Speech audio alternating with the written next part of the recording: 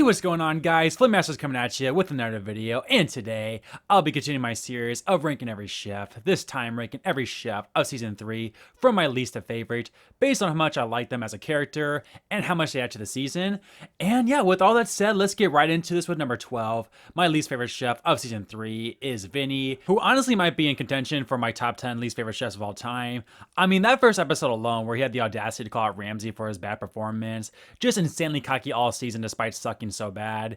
And then when Ramsay eliminated him, he like shrugged it off and had that stupid smirk on his face. Like, yeah, there's just nothing positive about this man. Far and away my least favorite chef of the season. On to number 11 now, and I've been pretty high on the first two boots in Hell's Kitchen, but that is not the case here with Tiffany. Now, the one positive she does have is I do think she had a lot of potential as a first boot, but the problem is she was such an ass, like, and easily the person most vocal about Julia's lack of experience and not taking her seriously in the kitchen. And one could argue that led to other chefs this season to act the same way. So yeah, a very bad impact Tiffany made in her one episode. Now on to number 10, with that being Joanna, another person who was pretty vocal about Julia's lack of experience.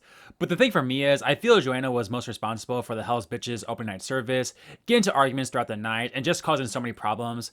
But like, as bad as she was, and again was indeed vocal about Julia's experience, she wasn't quite as bad as Tiffany in my opinion, which is why she barely, and I mean is barely above her. Now on to number 9, and like I said in my winter rankings video, I would have never had this chef this low in the past, but after rewatching the season and do a story video, I'm sorry, Rock really rubbed me the wrong way, because again, he is an absolute badass and great chef, but I forgot just how many mean moments he had this season. Like, obviously his, punishment outrage, while iconic, was a terrible look. But also him getting into the fight with all the girls at the first Black Jacket service was bad. Him screwing over Brad at the final 6. And being mean to Bonnie during the two's punishment. Again, just a lot of nasty moments that I forgot about. So while I always thought of Rock as like a rock solid winner in person, now there's just simply too many awful moments from him. And honestly, if he didn't win, he would probably be lower. On to a very interesting chef to talk about now, with that being Melissa, who I think gets a lot of unnecessary hate. Like, yeah, she had a downfall, but it's not like she became an awful person or anything.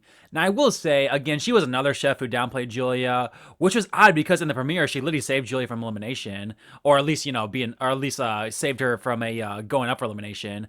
But yeah, while I don't have anything to exactly praise about Melissa, I don't think she's an awful person or anything. And had the first true downfall in Hell's Kitchen, so that's something as well. At number 7 is Eddie, who, yeah, doesn't add much to the season, but like, how can you root against the guy, A shame he went home as early as he did, as he had an underdog run written all over him. And yeah, so I always felt bad about his elimination too, as Ramsay was like so mean to him for no reason. So while he doesn't add much to this season whatsoever, he seems like an awesome guy, and that alone puts him above the other chefs on the list thus far, who all had pretty negative moments. At number 6 is a chef pretty similar to Eddie in that they're both early boots, but in my opinion, Aaron adds a little bit more to the season.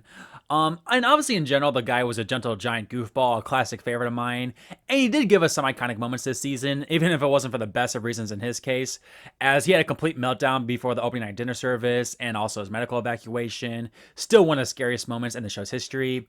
And he had other funny moments as well, such as his time as a waiter and just Ramsay like wondering what the hell he was doing, his signature dish in general, and like he's just a hilarious guy, so he just wasn't around quite long enough to make an impact as the 5 chefs above him. At number 5 now, and I know a lot of you will disagree with me on this, but I actually do have Josh in my top 5. And here's the thing, I know you guys may think it's hypocritical that I've been on other chefs who made it farther than they should have, as it ruins the prestige of certain placements. But I'm sorry, the fact that this donkey was able to completely BS his way to a Black Jacket despite not having one good service, all culminating in his ejection at the first Black Jacket service, one of the most iconic moments in history of the show. Again, I'm sorry, but it is just so hilarious to me. Like, at least for people like Jimmy and Virginia, like, they had their positive moments despite making it way farther than they should have. But Josh had like no positive moments whatsoever. Like, all you can do is laugh at this donkey that he made it to the top 5. And because he made me laugh so much, he does get a spot in my top 5 list. At number 4 is the final boot of the season in Jen. Now, Jen is interesting because I always thought like she was this amazing fan favorite, when in reality, like, she's a fine character. Like, say what you will about her taking pasta out of the trash, at least it made for an iconic moment. And she also downplayed Julia at the team menu service. But to me, I always respected her bounce back, so much. After her awful mistake, that could have very easily got her eliminated. And again, compared to the rest of the red team this season, like she was obviously a much better personality, probably the second best personality of the season, behind Julia. So yeah, had it not been for a great run, she probably would be a lot lower. But I do respect her getting third place after nearly being the third boot. And number 3 is someone who I debated on dropping after the rewatch of the season as well, but I don't care. I still love Bonnie. And again, she was also part of the Hell's Bitches opening night service and was a bit wary of Julia at times. But other than those milli small things, she was great and a great underdog who didn't just get lucky to get into the final 2. Like maybe other than her surviving over Brad, but despite her ups and downs, she always fought hard and is a very underrated finalist in my opinion, especially as a leader. And while of course she had her bubbly and funny moments, she also could be a bit fiery at times. On paper you wouldn't expect that from her, which is really cool. I can't judge a book by its cover type figure. So overall, while at this time last year, I would have had her for sure in the top 2, maybe even fighting for number 1. She's still a very good presence this season. On to the top 2 now, and I actually have Brad here number 2. And the thing is, Brad is just a typical badass that I always enjoy rooting for. I know he's not insanely great or anything as a chef or as a character, but he obviously deserved a black jacket over Josh. And it was just a consistent presence on the blue team. So there's not too much to say about Brad, which I hate to say, because as he is here in my number 2 spot. But again, everyone below him either has a negative that I can't overlook, or is just too forgettable. So that's why Brad is able to get his way here in my top 2. But my favorite chef of season 3 is Julia.